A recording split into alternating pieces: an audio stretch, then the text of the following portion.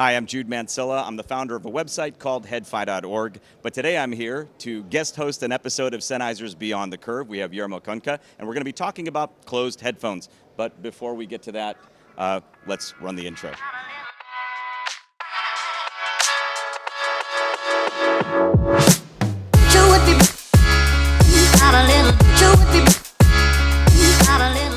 So today you're actually launching, was it today or yesterday that you're launching the HD620S? It's yesterday because today is a bank holiday in Germany, so we wanted to take out the press release earlier. So yesterday was the official launch, but now you can listen to it. Okay, good. So this was big news. It was just announced. There's a lot of activity on HeadFi on our forums. There's a lot of activity on Reddit. Mm-hmm. There have been some questions, and I have some questions as well about it that I think a lot of people are already asking. Yeah. So you've probably scanned the threads. Yeah, of course. I'm reading them. I already tried answering some, but I couldn't answer every question, so I'm very sorry for that. All right, let's talk about what, can you introduce the HD620S first? We might as well talk about what it is first. Yeah, so it's a closed-back headphone, so that's already sort of news for, I'll just take the microphone for a second. So it's a closed-back headphone, so that's already sort of exotic for Sennheiser because we usually have open headphones in our portfolio. And we saw that there was not really a super high-performance closed-back headphone that was affordable on the market generally. So I would say most headphones had some sort of quirks in there. Some of them just weren't super enjoyable to listen to. And we didn't have something like an HD650 or HD660S where you can just sit back and enjoy the music and listen to it because it's fun. It was always sort of an instrument, the closed headphones, that you didn't want to annoy others. And we wanted to have something where you don't annoy others and it's really fun to listen to. And we've managed to build this, so that's a HD620S. All right. So I have some questions, and one of the questions that I think has already come up many times in discussion, right away, is I think when you say HD620S, we probably expected it, if there was going to be a closed back 600 series headphone in a 600 series chassis, the old chassis that we're all familiar with. It came in this one, which looks more like the HD500 headphones. So this has been asked a lot. I was curious as well. Can you address that? Yeah, of course. So it's a great question, and we basically within the project we immediately knew if we call it an HD600 headphone and it looks like an HD500 headphone, then people are going to be a bit confused. The answer of that is already in the, let's say, technical beginning of the project, where we wanted to have a closed-back headphone, and we thought, okay, which chassis is sort of usable? And we've seen that the 500 series chassis is just much better suited for it. So first, it's lighter weight. It's a bit more compact in its form factor, so if people want to take it on the go, then it's much better for that. Then it also has a one-sided cable entry. And the last thing, which is really cool about the HD600 series chassis, but which is not really good for closed-back headphones, is that you can assemble and disassemble it completely by hand. This is amazing, of course, I love it. But if you really need to tightly control every little bit of leakage, then it's completely awful, I can tell you. So we would have needed to reinvent the whole thing. And maybe what would have come out would have been a Frankenstein. So a good idea, but not a good execution. So we are really quick on the 500 chassis for these reasons. And another benefit in terms of acoustics is actually that it has angle transducers. And one feature of the HD600 series is that it's sort of intimate. And that is fine for open headphones. So it still sounds sort of airy and a bit brilliant. But there's not a lot of differentiation in the soundstage. But if you close it up, then suddenly it sounds way too much in your head. And that is something we really didn't want. So that's also something acoustically where we said, okay, the 500 series chassis is just a much better fit overall. All right, this raises another question which I have seen asked. And I think it's an important one to answer because there already is a closed back 500 series headphone with the 569. Yeah. And so I think there is going to be maybe some assumption that because there's a closed back in a similar chassis, that maybe they are essentially the same. Mm-hmm. Given that we've talked kind of early on about this project, I kind of understand that that's not the case, but can you explain the answer to that? Is it essentially another version of the 569? It's an understandable question, and the answer is of course a clear no.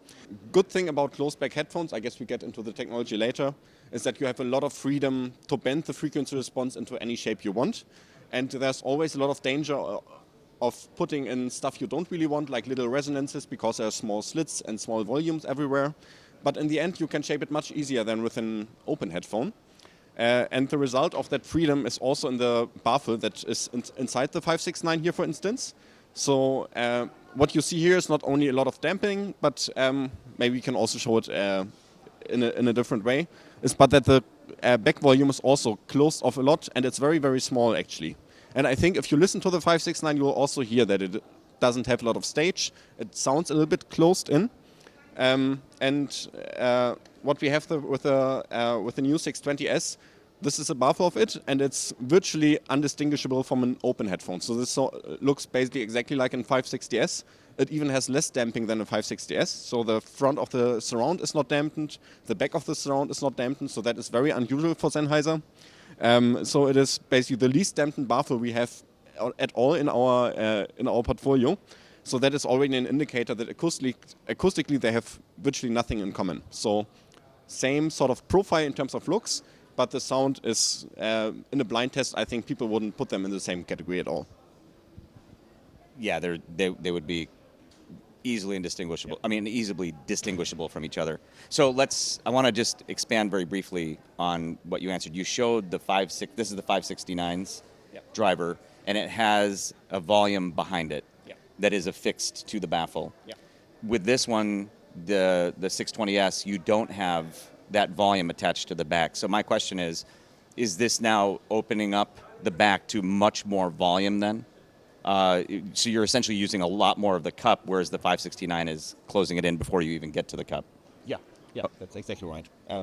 That's exactly it. And it's in the end, so you basically have the entire back volume in the ear cup, and it is something that, even though if you correct the equalization curve or the frequency response curve to the same amplitude, you will still hear it more closed in. So I think our ears are very, very attuned to hearing little reflections in the ear cup. And if it's a very small room for reflections, then you hear that. And if it's a bigger room like here, then you will hear this bigger potential for the reflections to just go away into the space, like open headphones a little bit. Right. So, you're kind of talking about you're talking about things that are perceptible with closed headphones, like the enclosure, that we're sensitive to that. And you bring up something before we get to talking about frequency response. I have an opinion on this, and I'm curious to know yours. I feel like if I was to have a closed headphone that had a certain frequency response, and then an open headphone that had that same certain frequency response, that we'd still perceive them as different, not even just in terms of staging. I think there's something that happens when you go to a closed headphone. There are differences in how we perceive them. I don't know what your opinion is on that. Am I off the mark? So I'm curious to know what you have to think. Yeah, I 100% agree. So I think it's also just easily verifiable if you go to the extreme. So my favorite example is just a pair of loudspeakers. If you have a really high-end pair of loudspeakers, if they just have a flat bass and it sounds perfectly neutral, perfectly good impact, and so on, and then you go to a pair of headphones or even a pair of in-ears, then if they are flat, a flat pair of in-ears in terms of bass will often sound bass-light, at the very least.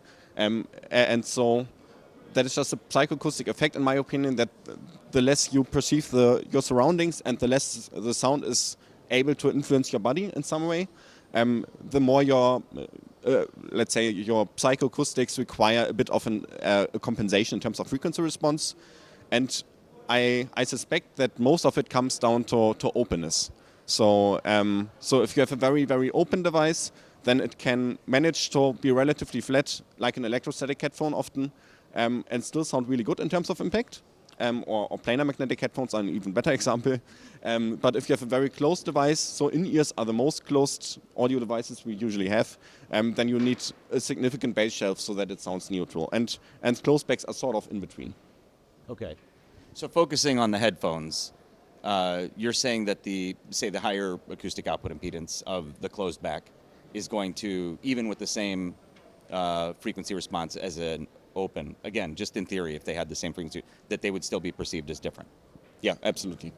Okay, so now let's talk about frequency response, because if they're perceived as different, then I'm guessing because you guys you've shown the frequency response already of the HD620S as measured at Sennheiser. So can we talk a little bit about that and what I guess maybe we can show it hopefully, and then talk about maybe why it's voiced as it is, at least in terms of looking at a frequency response. Yeah, I don't really want to argue in favor of a certain kind of sound based on a frequency response. So we show it because we know our audience likes frequency responses, and we want you to have some sort of proof point to show, okay, it is sort of similar to the 600 series and not sounding entirely different. And I think frequency responses can give you an indication of the overall tone of a headphone. That's clear, and sometimes it also shows problems with the headphone, of course. So I'm not saying that it's unusable. We use frequency responses, of course, a lot internally, but it really disregards all those psychoacoustic effects. So what you'll see in those frequency responses that we've published is that on the one hand we have a lot more bass than on the HD600, which we've shown for comparison. I suppose it's maybe around like 10 dB more or something, so quite significant. And it has more bass than an HD600, which is what most people would also like. But overall, because it's a closed back headphone, it also needs more bass amplitude to sound natural than you would in an open headphone under similar circumstances. So that is probably the main difference, I would say, in terms of tonality to the HD600. And the other feature that you will see, at least in terms of broad frequency ranges, is that the treble looks a little bit subdued compared to the HD600.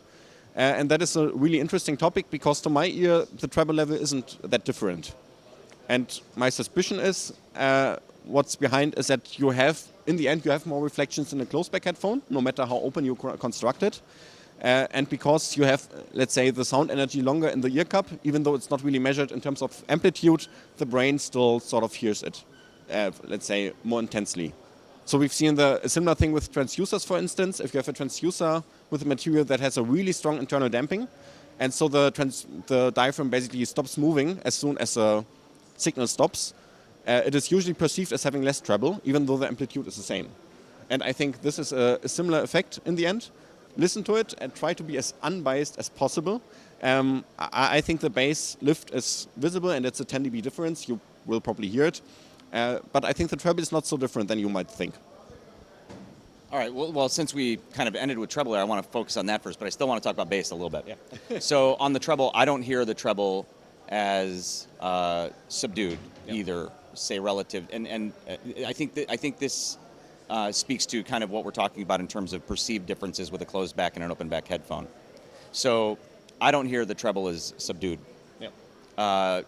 And so maybe again that's just owing to the differences between open and closed. As far as your explanation for the possibilities of why, I don't really know. But but the now let's go back to bass, because to me the frequency response measurement that I see would indicate to me, if I hadn't heard the headphone yet, that it would sound bassier than it does, and I've obviously heard the headphone. My question to you is, would you agree with that statement, and can we address that, kind of, again, maybe just expand on that a little bit? Yeah, absolutely. And I completely agree. So if you had an open back headphone that would be equalized to that same frequency response, then it would sound very bassy. And I would say it would sound warm to the point where it wouldn't be neutral anymore. So it would really go over the line.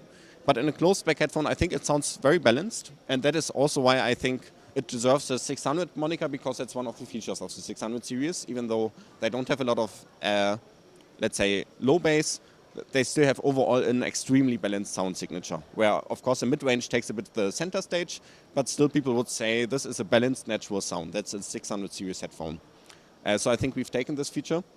Yeah, and as we've alluded to before, so let's say the occlusion or the openness, so for every sort of new person listening in, it's not just like a black and white, one headphone is open and the other one is closed, and there's no difference in between it. It's actually a range of gray tones between. So you can have an open headphone that is extremely open, like the HD800 is one of the most open headphones on the market. So let's say the damping mesh and so on that we use, and the surface that we have for damping, it's super large, so air can easily exit the ear cup. And so it sounds super, super spacious thanks to that. But of course, and you need a very capable transducer, else you lose a lot of bass, because this acoustic engineer would be lost through this very open mesh. And if you have an open headphone that is very, very closed in, so you have very small surfaces where the air could exit, for instance, then it's much easier to get a good bass level out of a headphone, even with the smaller transducer that may be less capable, for instance. But you would also lose the sense of space. It's less natural. You can really instinctively hear basically how much sound can exit. So it's really in there somehow in your brain. It is super acute to that. And the same for closed-back headphones. So for instance, for ANC headphones, you usually try to close them up as much as possible because you want isolation. You want the maximum out of isolation. And so you just, it's like this, but times 10. Especially because ANC headphones have digital technology, so you can just sort of equalize headphones afterwards, and you don't have to care about the physical tuning so much. So you can just close it up, put everything full of glue, and then it's completely acoustically closed. And then you have very high occlusion, and it sounds much, much duller than, for instance, this very open closed-back headphone. So it was a bit of a rant, but hopefully that helps a little bit with understanding. And the most occlusion that you get is, of course, if you have an in-ear and you stick it in and really your entire ear canal is just blocked. And your brain knows, okay, sound cannot come from the outside, and you have always the sound coming from inside the head. That's sort of the worst case, if you will, if you go for natural sound. Even though in-ears for some occasions can still be a great solution. Yeah, but what's maybe a good stepping point from that is that this is really a closed-back headphone that was still made for best possible sound. It still isolates you, but still what we always focus on was get the best sound out of it, and everything else was secondary. And if you have an ANC headphone, for instance, that one will be completely focused on ANC performance. So it's very, very closed down. It will sound a lot duller. It doesn't have that sort of brilliance that I also associate with HE600 series headphones. And I think this difference is crazy audible. So I advise you to try to compare this sort of headphone with an ANC headphone, and then you will see there's a good reason why audiophile headphones exist. So it's just such a major upgrade in terms of sound. It's amazing. So I want to just I want to leave the discussion of the closed back, open back thing that we're talking about here, because it images wider than I think I would expect, especially after you hear something like a 569. Yep. And so, would you say then that I mean, was that a priority? I mean, was that a high priority in voicing this? I know you said that the sound signature, first and foremost, getting the brilliance that you were just talking about was important. But how important was the imaging in doing this? I mean, I'm guessing to some degree, achieving what you want to achieve involved having to open it up more.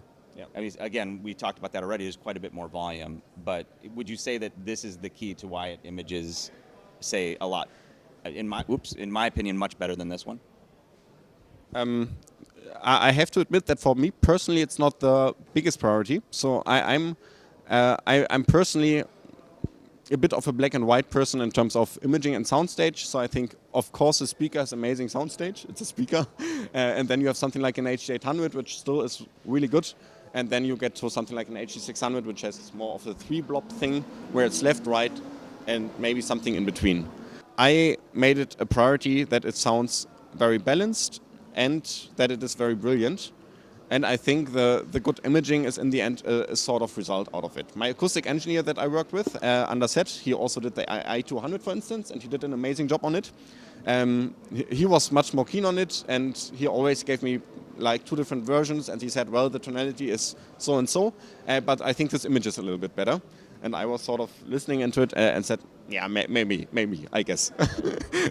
So there was somebody in the team who pushed for it, thankfully. That's probably one big reason. But in the end, if you want to go for that brilliance, and if you have that really smooth treble response, which still is unaccentuated until the highest octaves, then I think good imaging is also a result of that. Yeah, I think a lot of people have to get used to the idea that there's a headphone HD6 something. Yeah. Right, because even with the 660S2, it's still an open back. It doesn't hit in terms of extension and impact to me. I mean, you tell me what you think versus, say, the 620S. So getting used to a 600 series headphone by name that has that kind of extension and impact, I think, well, of course it's closed. Yeah. That'll take the biggest adjustment, but I think that even the bass impact and everything else will be a big one.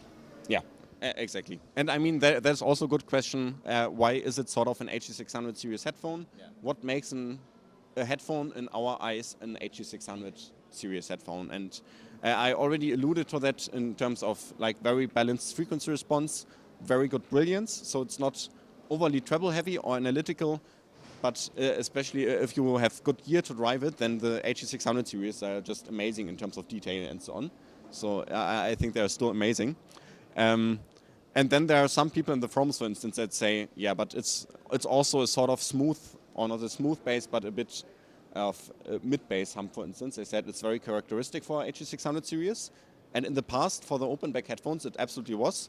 But I think it's not like the thing that differentiates it in a positive way. So if I would say what are the 3 most positive things you can say about the HG600, then I wouldn't say the mid-bass hump. Well, the mid-bass hump is probably the mid-bass hump on the 600, 650. It's really more characterized by the drop-off below it. Yeah. So, anyway, I mean, that's not something that I love those headphones, but that's not something I'd want to duplicate either. Exactly. So, I mean, if I was going to take the opportunity to create a closed-back 600, I mean, I'm not going to try to replicate the roll-off. Yeah. I'm going to try to get extension. Yeah, exactly. I completely agree. So if we could also do an open-back headphone that had all the features of the known HG600 series headphones and get it a very tight bass response, then we do it, of course. But there are some trade-offs you have to make, and if you have, for instance, a transducer with a more compliant surround so that it moves easier, then you maybe get a little bit more bass, but you also get more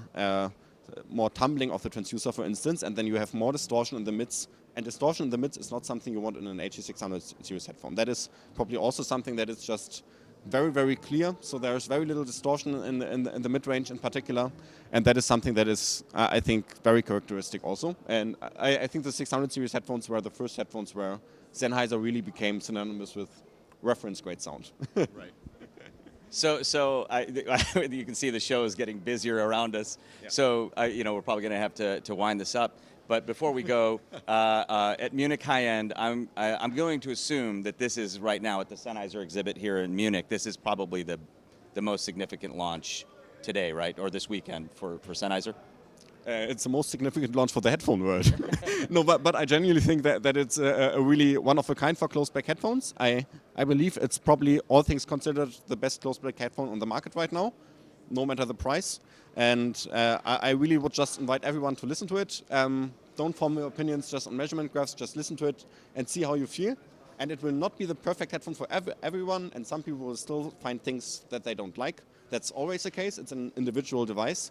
But I believe there will be so many people that will be like, finally we have it. Finally we have something closed that is really, really fun to listen to music to and that is really true to the source.